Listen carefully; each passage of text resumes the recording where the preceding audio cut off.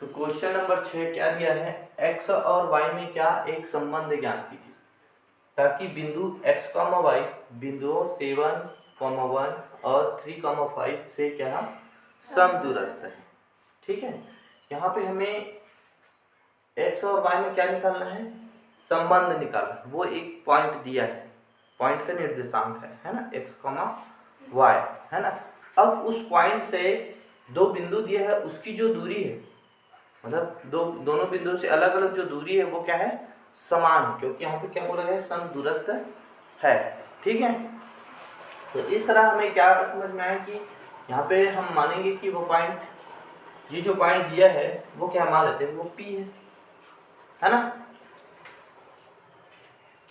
माना बिंदु P क्या है, x, y और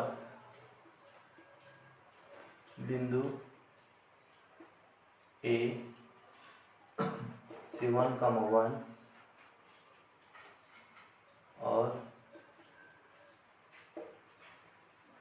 3, 5 B मान लेते इसको, है ना। बिंदु B 3, 5 है, जहाँ क्या है, जहाँ बिंदु P से बिंदु A और B समदूरस्थ है, समदूरस्थ है। ठीक है, समझ में आया ना। यहाँ पे हमने माना कि वो जो x, y वाला जो निर्देशांक वाला जो बिंदु है वो क्या है, P है, और जो 7, 1 वाला बिंदु है वो A है, और जो 3, 5 वाला जो बिंदु है वो B है ना। और यहाँ पे बता दिया गया है कि ये जो, अब उसके बाद जहाँ यहाँ पे हमें बताया गया है कि वो क्या है, समदूरस्थ है, तो क्या लिखेंगे, जहाँ बिंदु P से बिंदु A और बिंदु B क्या है, समदूरस्थ है ना। यहाँ पे बताया है बिंदु इतने से समदूरस्थ है, तो क्या लिखेंगे, समदूरस्थ है मतलब P ऑफ A बराबर P ऑफ B, PA बराबर PB। समझ में आया ना कैसे लिखें, जस्ट पिछले क्वेश्चन में हमने ये इसको बनाया था, है ना। ये दिया, अब सिंपल सा P ऑफ A दिया है, तो यहाँ पे अब क्या करेंगे, इनकी बीच की दूरी बराबर P ऑफ B की बीच की दूरी, दोनों क्या होंगे, बराबर होंगे, क्योंकि यहाँ पे क्वेश्चन में हमें क्या दे दिया गया कि वो दे दिया गया कि ये क्या है, समदूरस्थ है। तो इसकी बीच की दूरी निकालने के लिए हमें P का निर्देशांक और A का निर्देशांक पता है। P का निर्देशांक हमें दिया है x, y और A का निर्देशांक दिया है 7, 1 है ना। तो बीच की दूरी का यहाँ पे हम क्या निकालेंगे, क्या लिखेंगे यहाँ पे, सूत्र में हम सीधा क्या करेंगे, यहाँ पे मान रखेंगे। ठीक है, तो मान रखते हैं, जहाँ पे क्या होगा, P पहले यहाँ पे लिखा है, तो P का जो निर्देशांक होगा वो क्या होगा, x1 और y1 है ना, x1 और y1। और यहाँ पे जो बिंदु A है वो क्या होगा, वो उसका जो निर्देशांक होगा x2, y2 है ना। सूत्र में जैसे हम मानते हैं उस तरह, तो यहाँ पे हम सीधा डायरेक्ट इसको लिखते हैं। पहले यहाँ पे सूत्र लिखते हैं, क्या लिखेंगे, P of A is equal root of x2 minus x1 का whole square plus y2 minus y1 का होल स्क्वायर। बस इसी सूत्र में यहाँ पे हम डायरेक्ट हम क्या करेंगे, मान रखेंगे। अब यहाँ पे हम देखते हैं कि P A के लिए ये क्या होगा, हमारे लिए x1 और y1 होगा, और ये क्या होगा, x2, y2। ठीक है, अब सिंपल सा मान रखते हैं। सबसे पहले क्या, x2 क्या है, 7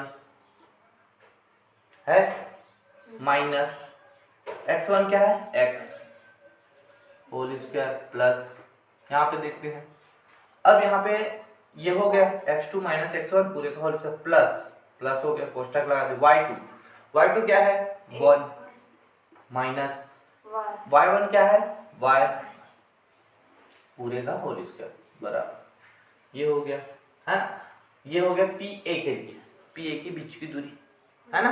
अब आगे देखते हैं बराबर पी बी के बीच की दूरी। तो यहाँ पे पी तो पहले दिया है तो ये x1 y1 तो होगा पी का निर्देशांक, लेकिन यहाँ पे बी दिया है तो बी का जो निर्देशांक दिया है वो क्या होगा x2 y2 है ना, x2 y2। तो बराबर वर्गमूल है ना, अब सेम यही सूत्र लगे यहाँ पे भी। तो h2 माइनस x1, तो यहाँ पे x2 क्या है 3 और x1 क्या है x, तो 3 माइनस x और क्या पूरे का होल स्क्वायर प्लस है ना। अब यहाँ पे दिया y2 माइनस y1, y2 क्या है 5, y1 क्या है y, 5 माइनस y पूरे का होल स्क्वायर। तो इस तरह हमने बना लिया। समझ में आना यहाँ तक क्या किए, जो सूत्र है उसमें बस हम मान रखते गए है ना, कि हमने देखा पी ए के बीच की दूरी निकाले तो x1 y1 पी का निर्देशांक हो गया और x2 y2 क्या है ए का निर्देशांक हो गया है ना। और यहाँ पे पी बी का जब बीच की दूरी निकाले तो x1 y1 किसका पी का निर्देशांक हो गया और x2 y2 क्या है बी का निर्देशांक हो गया। इस तरह हम क्या करेंगे यहाँ पे इसको लिखेंगे है ना। समझ में आया ना ये कैसे हमने यहाँ पे मान रखा है ना। अब आगे देखते हैं, ठीक है। अब यहाँ पे देखते हैं कि ये वर्गमूल दोनों साइड है तो क्या हो जाएगा, ये कट जाएगा। तो क्या बचेगा 7 माइनस एक्स का whole square plus 1 minus y का होल स्क्वायर बराबर यहाँ से बचेगा 3 माइनस एक्स पूरे का स्क्वायर प्लस 5 माइनस वाई पूरे का स्क्वायर। अब सिंपल से यहाँ पे देख रहे हैं पूरा माइनस वाला है, मतलब हमें यहाँ पे कौन सा सूत्र, यहाँ पे हम कौन सा सूत्र लगाएंगे a माइनस बी का होल स्क्वायर। क्या होता है a square minus 2ab plus b का स्क्वायर, ये सूत्र यहाँ पे लगेगा। ठीक है तो लगाते हैं 7 माइनस 1 a के स्थान पे 7 है और b के स्थान पे x है, 7 माइनस x है तो क्या हो जाएगा 7 का स्क्वायर माइनस a का स्क्वायर 7 का स्क्वायर 2, a का मान क्या है 7, b का मान क्या है x प्लस x का स्क्वायर प्लस अब यहाँ पे देखते हैं 1 minus y square, 1 minus y square मतलब 1 का स्क्वायर, a का स्क्वायर मतलब 1 का स्क्वायर माइनस 2 1 और y प्लस y का स्क्वायर। ठीक है बराबर इसको मिटा देते हैं, यहाँ पे लिख लो a plus a minus b का होल स्क्वायर प्लस बी का स्क्वायर। ठीक है बराबर अब यहाँ पे 3 माइनस एक्स का होल स्क्वायर तो 3 का स्क्वायर माइनस 2 ए भी होता है तो 3 गुना एक्स प्लस एक्स का स्क्वायर। समझ में आ रहा है ना यहाँ पे, ठीक है प्लस यहाँ पे ए के स्थान पे 5 है तो 5 का स्क्वायर माइनस 2 ए बी का मान रख देते हैं तो 5 इंटू वाई प्लस वाई का स्क्वायर, इस तरह ये हुआ है ना। अब सिंपल सब इसको लिखते हैं 7 सत्ते 49 माइनस 7 दूनी 14x प्लस x का square plus 1 2y plus y का स्क्वायर बराबर 3 3 9 माइनस यह हो जाएगा 2 तिया 6x प्लस x का स्क्वायर प्लस 25 माइनस 5 दूनी 10y प्लस y का स्क्वायर। ठीक है हमने क्या किया 10 इसको गुणा किए हैं, जहाँ पे स्क्वायर है उसको हमने क्या स्क्वायर किया है ना। अब यहाँ पे हम देखते हैं कि इस तरफ भी वाई स्क्वायर है प्लस में और एक्स स्क्वायर है, यहाँ पे भी वाई स्क्वायर है और यहाँ पे भी एक्स स्क्वायर है। अगर हम इसको इस तरफ पक्षांतर करते हैं तो माइनस हो जाएगा, माइनस वाई स्क्वायर होगा कि नहीं होगा। यहाँ पे आएगा माइनस वाई स्क्वायर तो वाई स्क्वायर और माइनस वाई स्क्वायर क्या हो जाएगा 0 हो जाएगा या कट जाएगा। ठीक है और उसी प्रकार एक्स स्क्वायर को इस तरफ पक्षांतर करते हैं बराबर, समझ में आ रहा है ना यहाँ पे इस तरह है एक्स स्क्वायर बराबर एक्स स्क्वायर, मतलब ये है ना इसको ये कट जाएगा सिंपल है ना। तो यहाँ पे ये एक्स स्क्वायर किसके साथ कटेगा, इस एक्स स्क्वायर के साथ, ये वाई स्क्वायर कटेगा वाई स्क्वायर। क्यों कट रहा है, क्योंकि दोनों का चिन्ह क्या है यहाँ पे समान है, पक्षांतर करेंगे तो वो 0 हो जाएगा, घट जाएगा। ठीक है, अब यहाँ पे देखते हैं कि इसको जोड़ लेते हैं, 49 और 50, ये एक, क्योंकि चर वाले को हम क्या करेंगे, अचर वाले को जोड़ लेते हैं। ये कितना जगह 50 माइनस ये कितना है 14x माइनस 2y बराबर, अब यहाँ पे जोड़ते हैं 9 और 25, जुड़ेगा प्लस प्लस में, कितना हो जाएगा, कितना होगा 34, है ना। अब यहाँ पे देखते हैं क्या बचा, -6x है और यहाँ पे बचा -10y, इस तरह बचा। अब हम क्या करते हैं, सभी को उठा के एक तरफ ले आते हैं, है ना, सभी को हम इसको उठा के इस तरफ ले आएंगे, ये हो जाएगा 50 माइनस 14x माइनस 2y, सभी को लाएंगे तो चिन्ह पूरे का चेंज हो जाएगा, है ना। ये प्लस में है तो ये -34, माइनस है तो +6x, माइनस है तो +10y बराबर 0। ठीक है, बराबर। अब यहाँ पे क्या करेंगे, जो चर है ये 34 है ना, ठीक है, तो 50 में 34 को घटा दें, क्योंकि ये 34 माइनस में है और ये प्लस में है, कितना बचेगा 16, है ना। अब यहाँ पे 14x है, यहाँ पे 6x है, 14x क्या है माइनस में है और 6x है प्लस में, मतलब चिन्ह विपरीत है, मतलब यहाँ पे क्या होगा, ये घटेगा और बड़ी संख्या में छोटी संख्या घटेगा, 14 में 6 घटेगा और किसका चिन्ह लगेगा, 14 का चिन्ह, माइनस, तो 14 में 6 घटाइए कितना बचेगा, कितना -8x, ठीक है। उसके बाद -2y प्लस 10y, -2y और 10y, मतलब यहाँ पे भी माइनस, यहाँ माइनस है, यहाँ प्लस है, मतलब चिन्ह विपरीत है, मतलब घटेगा, और जब घटता है तो किस में घटता है, बड़ी संख्या में छोटी संख्या, तो 10 में 2 घटा देंगे 8, और किसका चिन्ह लगेगा 10 का, 8y बराबर 0। कुछ बचा क्या आंसर, नहीं। अब यहाँ से देखो 8 है और 8 दूनी 16, मतलब यहाँ से 8 कॉमन निकल सकता है, 8 कॉमन निकाल लेते, क्या बचेगा 2, 8 दूनी 16, 2 बचेगा यहाँ पे, -x प्लस y बराबर 0। ठीक है, तो 8 को उस तरफ पक्षांतर कर देंगे तो वो 0 हो जाएगा, क्योंकि उस तरफ 0 है ना, नीचे जाएगा तो 0 हो जाएगा, सिंपल सा, है ना। तो यहाँ पे अब लिखते हैं, ठीक है, ये 0 हो जाएगा, इस तरफ पक्षांतर बचेगा क्या, यहाँ पे -2 माइनस x प्लस y बराबर 0, है ना। अब इसको क्या लिख सकते हैं, y माइनस x प्लस 2 बराबर 0, इस तरह हम लिख सकते हैं, ठीक है, लिख सकते हैं नहीं, तो इस तरह इसका संबंध मिलेगा, ठीक है, कैसे, तो इस तरह ये बनेगा, ये क्या होगा, इसका संबंध होगा x और y, ठीक है, समझ में आया ना, चलो ठीक, नोट करो।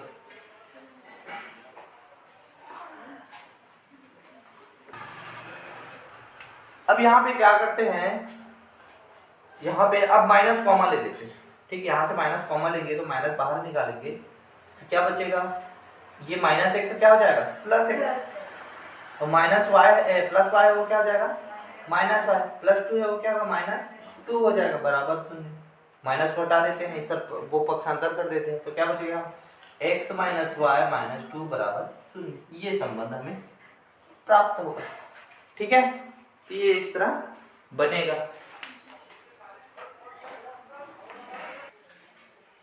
ठीक है। तो क्या ढाल या प्रवणता, इसको क्या बोलते हैं, स्लोप, ठीक है, और ये क्या होता है, अंतराल की क्या होते हैं, ढाल या प्रवणता, है ना, अंतराल की ढाल या प्रवणता, स्लोप ऑफ द इंटरवल, ठीक है। अब यहाँ पे जैसे हमें दे दिया गया है, यहाँ पे ये इस तरह वाई अक्ष, ये एक्स अक्ष, x dash y dash y. अब यहाँ पे कोई बिंदु दे दिए गए हैं, बिंदु दिया है यहाँ पे दे दिया गया है कितना 1 और 2, 1,2, ये 1 2 3 4 5 6, 1 2 3 4 5 6 है ना। इधर जाएंगे 1 2 3 4 5 6 7, 1 2 3 4 5 6 7। अब हमें यहाँ पे दे दिया गया है, क्या दिया है 1,2, 1,2 मतलब ये 1 हो गया हमारा एक्स का, क्योंकि पहले 1 लिखते 1 और 2, ये दोनों को मिलाएंगे तो यहाँ पे मिलेगा वो पॉइंट, ये मिलेगा पॉइंट ए, ये क्या है 1,2, ठीक है। उसके बाद दे दिएगा हमें दूसरा पॉइंट 5,7, 5,7 दोनों को मिलाएंगे इस तरह आगे ये बढ़ेगा तो ये हमें मिलेगा यहाँ पे,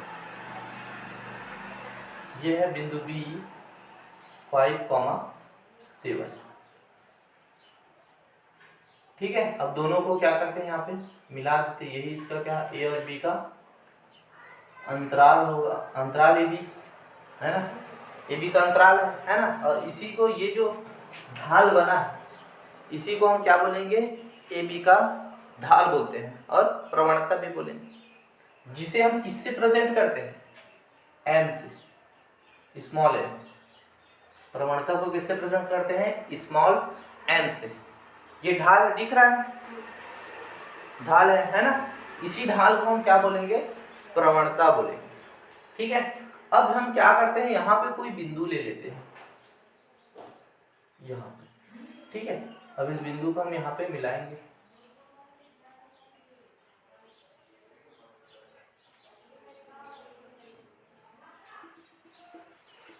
ये बिंदु सी हो गया। तो यहाँ पे बनने वाला कोण क्या होता है थीटा, और यहाँ पे हमने इसको मिलाया है तो यहाँ पे कौन सा कोण बनेगा 90 अंश का कोण, ठीक है। यहाँ तक समझ में आया, ये हमें दे दिया गया। अब यहाँ पे ढाल की बात हो रहा है तो यहाँ पे जैसे कि ढाल की बात हो रहा है मतलब यहाँ पे क्या हो रहा है x और y का मान क्या होते जा रहा है, जब ऊपर की ओर हम जाते जा रहे हैं, यहाँ से हम a से हम जैसे ऊपर की ओर जाएंगे तो 1 का मान क्या होते जाएगा x का मान बढ़ते जाएगा और 2 का मान भी क्या होते जा रहा है बढ़ते जा रहा है ना। a का मान भी बढ़ रहा है और 2 का मान भी बढ़ते, मतलब x का निर्देशांक और y का निर्देशांक क्या होते जा रहा है तेजी से परिवर्तित होते जा रहा है, ठीक है, तेजी से परिवर्तित होते जा रहा है। और हम इसको यहाँ से a से b की बात कर रहे हैं है ना, a से b मतलब अंतराल ab है ना, और ab की ढाल बोल सकते हैं या प्रवणता है ना, मतलब एक ही दोनों का स्लोप है ना, स्लोप है ना। तो यहाँ पे अब ए बी की बात हो रहा है, मतलब यहाँ पे हम हमारे क्या है ये x1 है y, ठीक है, x1 और y1, और ये क्या है x2 y2। समझ में आना यहाँ तक x2 y2। अब जब भी हम प्रवणता की बात करते हैं तो m बराबर स्मॉल m बराबर क्या होता है y2 माइनस y1 बटा x2 माइनस x1, मतलब y2 माइनस y1, मतलब y के निर्देशांक में परिवर्तन कहाँ से हो रहा है, देखो y2 से y1 मतलब b से a में, b से a में, जैसे b से हम a की ओर आ रहे हैं मतलब यहाँ पे क्या हो रहा है कि y2 माइनस y1 हो रहा है, मतलब xy के मान में क्या हो रहा है यहाँ पे परिवर्तन हो रहा है, ठीक है।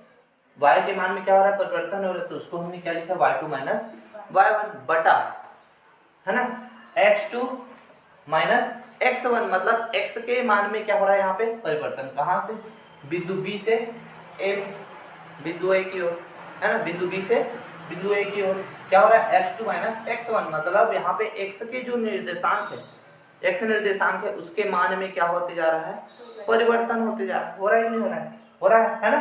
तो ये जो ये सूत्र है, ये सूत्र हमेशा याद रखना, ये सूत्र है प्रवणता का। ठीक है, m बराबर y2 माइनस y1 बटे x2 माइनस x1। समझ में आया कि नहीं आया? कि ए बी अंतराल ए बी की क्या है प्रवणता, क्या होगा यहाँ पे इसके y जो निर्देशांक है इसमें हम y1 को घटा देंगे, मतलब उसमें क्या हो रहा है परिवर्तन हो रहा है ना, उसके मान में मान क्या हो रहा है चेंज हो रहा है। तो हम क्या करें y2 माइनस y1 बटा x2 माइनस x1।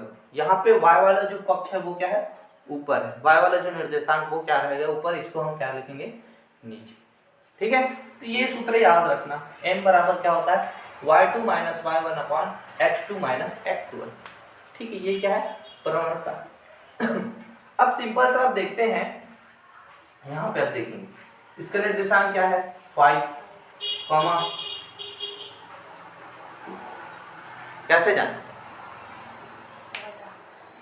देखो। अब यहाँ पे हम जा रहे हैं तो ये जो हमने लंब डाला है कहाँ से डालेंगे 5 से ही डालेंगे, मतलब 5 जो x अक्ष के 5 में ही बिंदु P है कि नहीं, x अक्ष के 5 में क्या है बिंदु B है और बिंदु B का निर्देशांक 5 लिखे हैं हमने x है ना, तो उसी को हमने नीचे उतारा है, मतलब यहाँ पे कोई भी पॉइंट नहीं लेंगे, यहाँ पे भी हम पॉइंट लेंगे तो उसका निर्देशांक क्या होगा 5 ही होगा, है ना। चेंज हो जाएगा नहीं होगा क्योंकि वो तो 5 में ही है वो, है ना। तो यहाँ पे इसका c का निर्देशांक क्या हो गया, x का निर्देशांक 5 हो गया। अब y का निर्देशांक देखते हैं, अब देखते हैं यहाँ पे कि यहाँ पे a से हमने इस तरह आगे बढ़ाया है को, यहाँ पे भी हम अगर कोई बिंदु लेते हैं तो उसका निर्देशांक भी क्या होगा y के लिए 2 होगा, होगा कि नहीं होगा, क्योंकि यहाँ से हम देख रहे हैं ये चेंज हो जा रहा है, 3 हो रहा है क्या नहीं हो रहा है, ऊपर तो नहीं जा रहा है, बस वो इधर आगे बढ़ रहा है ना, इधर आगे बढ़ रहा है, मतलब y का निर्देशांक मतलब x का मान बढ़ रहा है यहाँ पे, लेकिन x का तो यहाँ पे हम नहीं लिख रहे हैं क्योंकि c में हमें x का मान मिल गया है 5 यहाँ पे है ना। तो यहाँ पे क्या हो रहा है y का मान क्या हो रहा है सेम ही है, यहाँ पे भी लिखेंगे तो 2 होगा, यहाँ पे भी लिखेंगे 2, तो यहाँ पे क्या होगा 5, 2, मतलब c कहाँ पे है 5, 2 में। समझ में आ गया है ना। या इसी को हम क्या बोल सकते हैं, इसी को अब यहाँ पे देखो x2, अब देखो 5 में 5 घटेगा तो 0 हो जाएगा, मतलब यहाँ पे x का मान क्या होगा 0, c के लिए x का मान क्या हो जाएगा b c के लिए, b और c के लिए, b और c के लिए क्या होगा x का मान क्या हो जाएगा 0 हो जाएगा, है ना। क्या होगा y2 माइनस y1 bc के लिए जी, समझ में आ रहा है ना। bc बराबर होगा कि नहीं होगा जी, अगर इसमें हम घटाते हैं x2 माइनस x1 घटाएंगे तो ये तो 0 हो रहा है, तो ये क्या बचेगा y2 माइनस y1, है ना। ठीक है, समझ में। उसी प्रकार बटा यहाँ पे देख रहे हैं, अगर यहाँ पे हम देख रहे हैं तो ये हमारे लिए x2 हो जाएगा, है ना, x2 ये वाला हो जाएगा। अगर यहाँ पे हम देखते हैं तो y वाला क्या हो जा रहा है यहाँ पे 0 हो रहा है, y वाला क्या हो रहा है 0 किसमें AC में, है ना। तो क्या बच रहा है यहाँ पे 5 और 1, मतलब 5 में हम क्या घटाएंगे 1 घटाएंगे, मतलब x2 में क्या घटाएंगे x1, ये हमारा x2 हो गया और ये y2 हो गया, किसके लिए AC के लिए, और BC के लिए क्या हो जाएगा ये x1 y1। समझ में आ रहा है ना।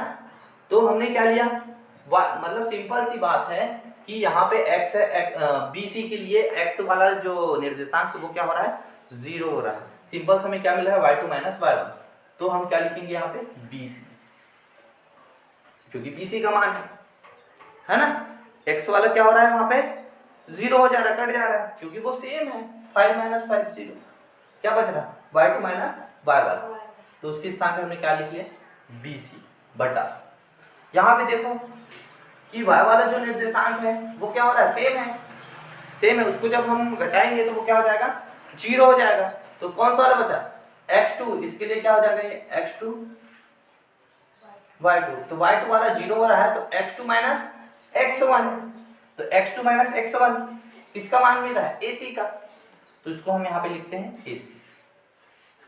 अब यहाँ पे हम देखते हैं कि यहाँ पे क्या बन रहा है, समकोण कौन बन रहा है, समकोण बन रहा है। यहाँ पे सी में क्या बन रहा है, समकोण बन रहा है ना। तो समकोण बन रहा है तो यहाँ पे इसके सामने वाले भुजा में कौन सा कोण बन रहा है, थीटा कोण बनता है ना। और यहाँ पे थीटा कोण बनता है तो यहाँ पे क्या बनेगा, 90 माइनस थीटा बनता है कि नहीं बनता है ना। तो यहाँ पे थीटा कोण बढ़ रहा है और ये 90 अंश का है, तो क्या हो जाएगा, ए बी के लिए क्या हो, क्योंकि जो कोण बढ़ रहा है वो ए में बढ़ रहा है, तो टेन थीटा बराबर क्या होता है, लंब बटे यहां से देखेंगे इसके सामने वाली भुजा क्या होती है, लंब होती है, और इससे जो नीचे की ओर जो होता है AC वो क्या होता है, आधार। तो BC बटा AC, यहाँ पे ऑलरेडी हमें लिखा गया है BC बटा AC। तो सिंपल इसकी जगह हम क्या लिख सकते हैं, टेन थीटा। ऑलरेडी हमें लिखा गया BC अपॉन AC, लंब बटे आधार, तो BC अपॉन AC, ये क्या हो गया हमारा, टेन थीटा। तो प्रवणता बराबर क्या होता है, AB की प्रवणता बराबर क्या हो जाएगा, टेन थीटा, ये भी याद रखना, ठीक है। AB की प्रवणता क्या होता है, टेन थीटा। और जब हम क्या करते हैं इसके बाद, इधर देखो है ना, इसके बाद अब ये जो रेखा है A और B को हम क्या करते हैं, आगे बढ़ाते हैं। तो वो यहाँ पे बिंदु P x पे क्या करता है, वो काटता है, और यहाँ पे भी वो क्या करता है, वो काटता है, ठीक है। और यहाँ पे क्या बनता है, एक कोण बनता है, वो क्या बनता है, थीटा, क्योंकि यहाँ पे जो कोण बनेगा वही कोण यहाँ पे भी बनेगा, ठीक है, क्योंकि ये दोनों क्या होते हैं, समान होते हैं, हमने ये कोण के नियम में पढ़ा है ना। तो यहाँ पे जो कोण बना है थीटा, वो यहाँ पे भी क्या बनेगा थीटा, है ना। अब यहाँ पे इसको आगे बढ़ाएं तो यहाँ से हम देखते हैं ये मूल बिंदु है।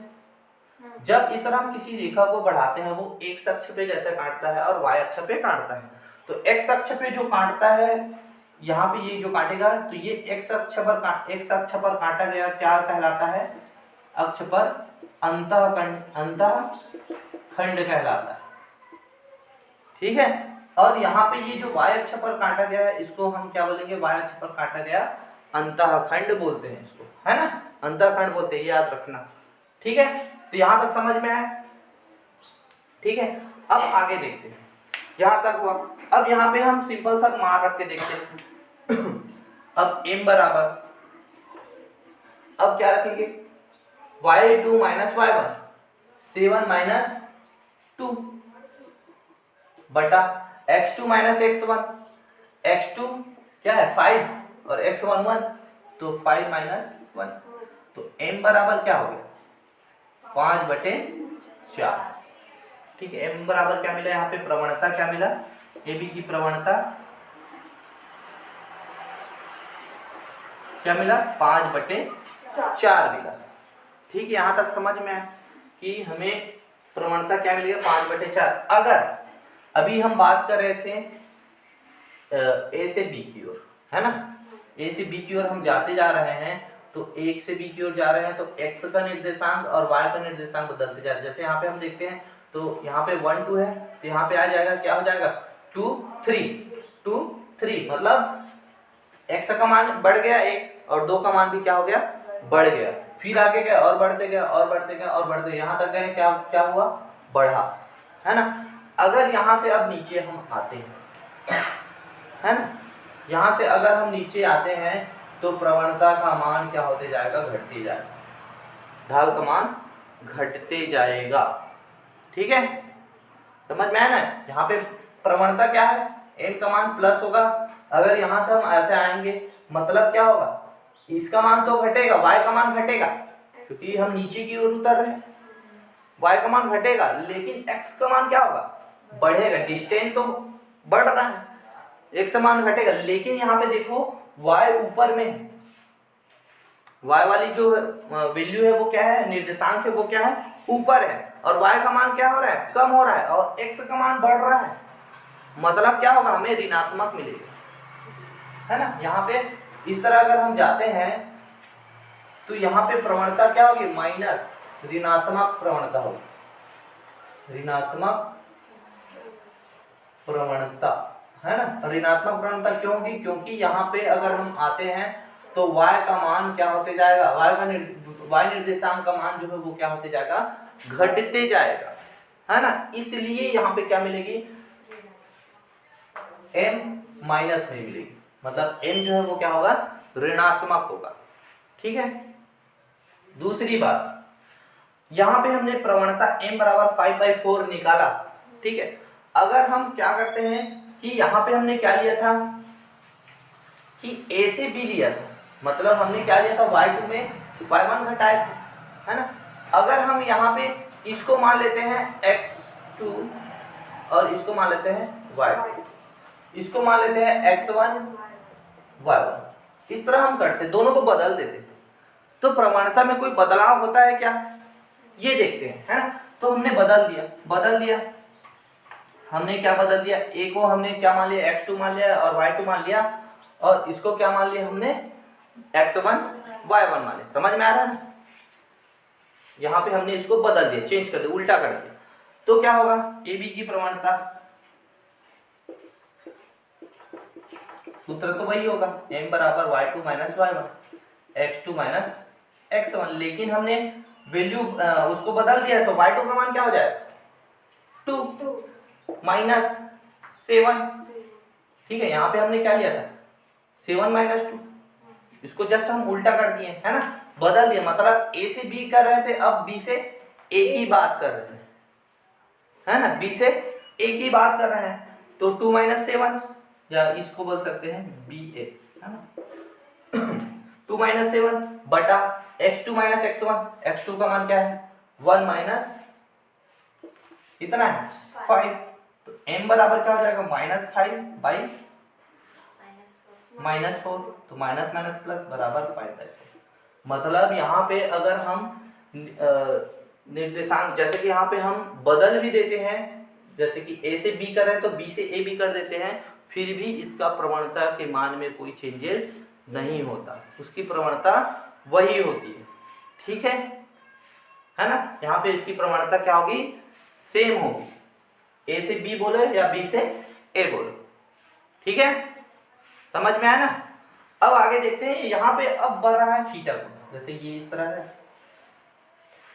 यहाँ पे थीटा कोण बढ़ रहा है, तो थीटा का मान, अब टेन थीटा की बात हुई यहाँ पे, है ना, टेन थीटा का बात हुआ, तो यहाँ पे अगर थीटा, टेन थीटा हमें मिलेगा, तो थीटा का मान क्या होते जाएगा, जैसे जैसे बढ़ते जाए 0, ऐसा यहाँ पे 0 होगा, यहाँ जैसे जैसे बढ़ेगा वैसे वैसे इसके ढाल भी क्या होते जाएंगे, बढ़ते जाएंगे, है ना। मतलब यहाँ पे थीटा का मान हम 0 बढ़ाएं तो ढाल भी क्या होगा, ढाल कम होगा, फिर उसके आगे गए 45 अंश में गए तो ढाल बढ़ेगा, इस तरह देखो यहीं से पता चला है ढाल क्या है, इसका ज्यादा है इसका कम है, ऐसे भी हम लॉजिकली हम यहाँ पे समझ सकते हैं, इसका कम है इसका अधिक है, फिर इसका सबसे अधिक है, और ये तो क्या है, ऊर्ध्वाधर है ना।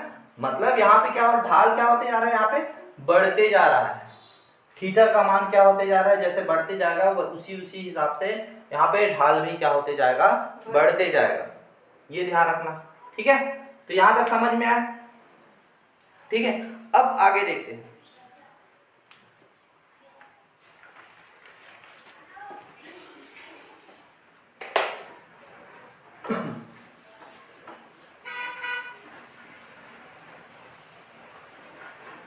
ये समझ में आ गया,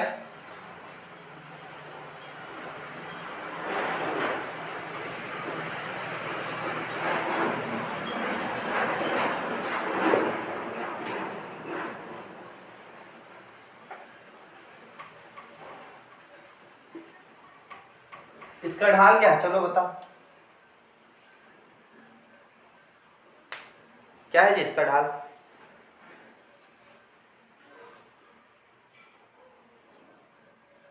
बताओ ना जी, ढाल क्या है, दिख रहा है कुछ ढाल, नहीं दिख रहा है ना। ढाल मतलब क्या होता है, इस तरह, मतलब यहाँ पे हम देख रहे हैं कि y का मान क्या है, यहाँ पे इसका निर्देशांक जैसे लेते हैं तो मान लेते हैं ये 1 पे है, ये क्या होगा 1 2, ये क्या है, मान लेते हैं ये 5 की जगह है x के, तो 5 2 5 2 है ना। तो यहाँ पे हम देख रहे हैं कि हमारा प्रवणता क्या होता है, m बराबर y2 माइनस y1 बटा x2 माइनस x1। लेकिन यहाँ पे हम इसको देख रहे हैं जब क्या होता है कोई रेखा, मतलब कोई बिंदु में जब कोई रेखा जो होता है वो क्या, या कोई अंतराल, सॉरी कोई अंतराल क्या होता है x अक्ष के समांतर होता है। कोई भी अंतराल जो है वो क्या होता है x अक्ष के समांतर होता है। x अक्ष के समांतर होगा मतलब y1 y2 माइनस y1 मतलब 2 और 2 क्या हो जाएगा, y2 माइनस y1 बराबर 0। कैसे 0, 2 माइनस 2 बराबर 0 है ना, 2 माइनस 2 बराबर 0 मतलब यहाँ पे क्या होगा y2 माइनस y1 क्या होगा 0 होगा। जब ये 0 हो जाएगा तो x का कोई भी वैल्यू हो तो m बराबर क्या हो जाएगा 0 होगा, मतलब हमारा प्रवणता क्या होगा 0 होगा। ठीक है, हमारा प्रवणता क्या होगा 0 होगा। तब जब क्या हो कोई अंतराल क्या हो x अक्ष के समांतर हो। याद रखना, ऑप्शन क्वेश्चन में पूछा जाता है ना, कि जब क्या होता है x अक्ष के समांतर कोई अंतराल हो तो वहां पे उसकी प्रवणता क्या होती है 0 होती है। क्यों होती है, क्योंकि y2 माइनस y1 क्या होता है, वहां पे y का जो निर्देशांक होता है वो क्या होता है समान होता है ना, और y का जो निर्देशांक जब समान होगा तो y2 माइनस y1 क्या हो जाएगा 0 हो जाएगा। y2 माइनस y1 0 होगा मतलब प्रवणता का मान भी क्या हो जाएगा यहाँ पे 0 हो जाएगा। ठीक है, ये याद रखना। ठीक है,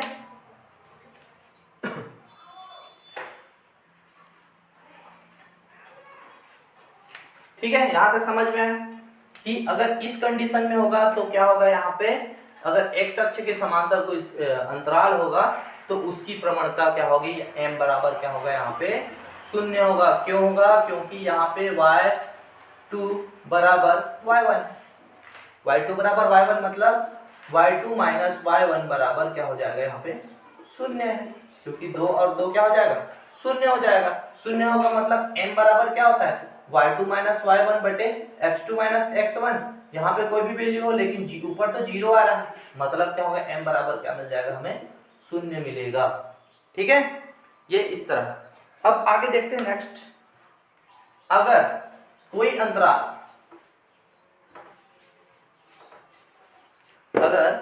अंतराल हमें दे दिया गया है इस तरह,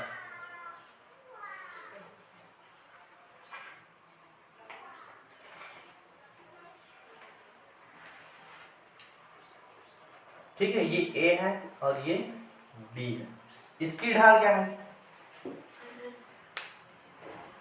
ठीक है, तो यहाँ पे अब देखते हैं, सिंपल हम देख रहे हैं कि A का निर्देशांक क्या है। अगर हम देखते हैं यहाँ पे A का निर्देशांक क्या है 2 से है तो ये हो जाएगा 2,5।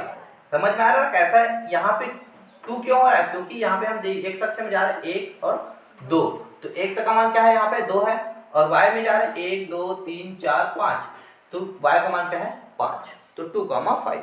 A का निर्देशांक क्या है 2,5। B का निर्देशांक देख रहे हैं तो यहाँ से हम जा रहे हैं 1 2, क्या है x का मान 2 है, y का मान देखते हैं 1 2। ठीक है, तो यहाँ पे हम देख रहे हैं कि x का जो मान है वो क्या है यहाँ पे समान है ना, और y का मान क्या है अलग अलग है। समझ में आ रहा है ना, मतलब यहाँ पे हम देखते हैं तो m बराबर क्या होगा, y2 का मान कितना है, ये हमारा y2 है, ये y1 है, तो 5 माइनस 2 बटा x2 माइनस x1, तो 2 माइनस 2, तो m बराबर क्या हो गया 3/0। अगर हम 0 से कोई संख्या को भाग देते हैं तो उसको हम कोई परिभाषित नहीं कर सकते, अपरिभाषित या इनफाइनाइट बोलते हैं, है ना, अपरिभाषित। 0 से 1 को भाग देते हैं उसको क्या बोलते हैं 0, 1/0 इज इक्वल इनफाइनाइट, है ना। कोई संख्या को अगर 0 से भाग देते हैं वो हमें मिलता है अनंत, मतलब यहाँ पे हम क्या लिखेंगे अपरिभाषित। ठीक है, अपरिभाषित मतलब यहाँ पे सिंपल सा कोई संख्या को हम 0 से भाग देते तो वो अनंत होता है, लेकिन जस्ट इसके पहले पढ़ा 0/1 ये होता है 0। ठीक है, ये अनंत, ये अपरिभाषित बोलते हैं, यहाँ पे ये 0, ये याद रखो। 1/0 is equal Anant, 0/1 is equal 0। ठीक है, तो यहाँ पे क्या होगा, जब क्या होगा कोई अंतराल कोई जो अंतराल है वो क्या होगा, y अक्ष के क्या होगा, समांतर होगा और x अक्ष के लंबवत। हाँ, इसके पहले हमने पढ़ा वहां पे क्या था, x अक्ष के समांतर और y अक्ष के लंबवत। y अक्ष के लंबवत, y अक्ष के लंबवत और x अक्ष के समांतर, तो वहां पे प्रवणता शून्य मिलेगी। लेकिन अगर x अक्ष के क्या होगा, लंबवत और y अक्ष के समांतर, x अक्ष के लंबवत है और y अक्ष के समांतर है, अगर इस कंडीशन में होगा तो m का मान क्या होगा यहाँ पे, इनफाइनाइट, मतलब अपरिभाषित। अपरिभाषित क्यों होगा, क्योंकि यहाँ पे हमें क्या मिल रहा है, m बराबर y2 minus y1 by x2 minus x1 होता है ना। और चूंकि यहाँ पे क्या है, देख रहे हैं कि x का जो निर्देशांक है वो क्या है, समान है, x का निर्देशांक समान है, मतलब m बराबर y2 माइनस y1 बटे शून्य, इस तरह मिला है। और शून्य से जब कोई संख्या को हम भाग देते हैं तो वो क्या मिलता है हमें, इनफाइनाइट, मतलब अपरिभाषित या बोल सकते हैं अनंत। ठीक है, समझ में आया ना यहाँ तक कि सिंपल सी बात है कि अगर कोई अंतराल x अक्ष के लंबवत होता है ना, x अक्ष के लंबवत होता है तो वहां पे प्रवणता क्या होती है, अपरिभाषित होती है, और x अक्ष के समांतर होता है तो उसकी प्रवणता शून्य होता है ना। अगर उसी को बोला गया y अक्ष के लिए बोला गया, अगर y अक्ष के लंबवत होता है तो शून्य होता है ना, और y अक्ष के समांतर होता है तो इनफाइनाइट होता है। ठीक है, इस तरह हमें यहाँ पे याद रहना चाहिए। ठीक है, समझ में आया ना यहाँ तक। अब आगे देखते हैं रेखा का समीकरण क्या होता है, क्या होता है रेखा का समीकरण, y is equal mx plus C, यही होता है रेखा का समीकरण, होता है नहीं, y इज इक्वल क्या होता है, mx प्लस सी, जहां m क्या होता है,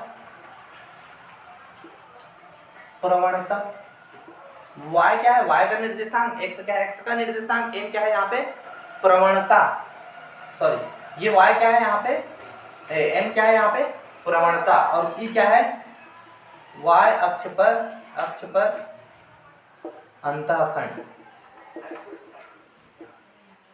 ठीक है, क्या होता है, y अक्ष पर अंतःखंड होता है, m क्या होता है यहाँ पे, प्रवणता होता है। ठीक है, समझ में आया ना। ये क्या है, y is equal mx plus C, रेखा का समीकरण, पढ़े हो नहीं। ठीक है, तो याद रखना है रेखा का समीकरण क्या होता है, y is equal mx plus c, जहां m जो होता है वो क्या होता है हमारा प्रवणता, और c जो होता है वो क्या है, y अक्ष पर अंतःखंड। ठीक है,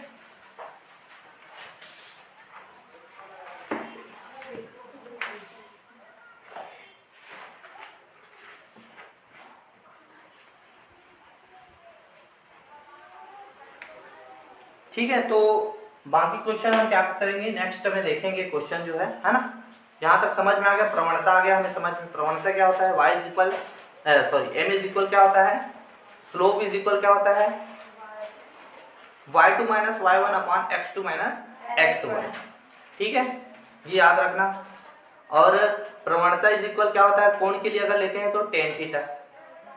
ठीक है, ये याद रखना है ना। और कभी भी जैसे कोई अंतराल होता है वो अगर x अक्ष के समांतर होता है तो वहां पे प्रवणता क्या होती है, शून्य होती है, और x अक्ष के लंबवत होता है तो वहां प्रवणता क्या होती है, अनंत, या बोल सकते हैं अपरिभाषित। ठीक है, तो याद रखना है ना। चलो ठीक।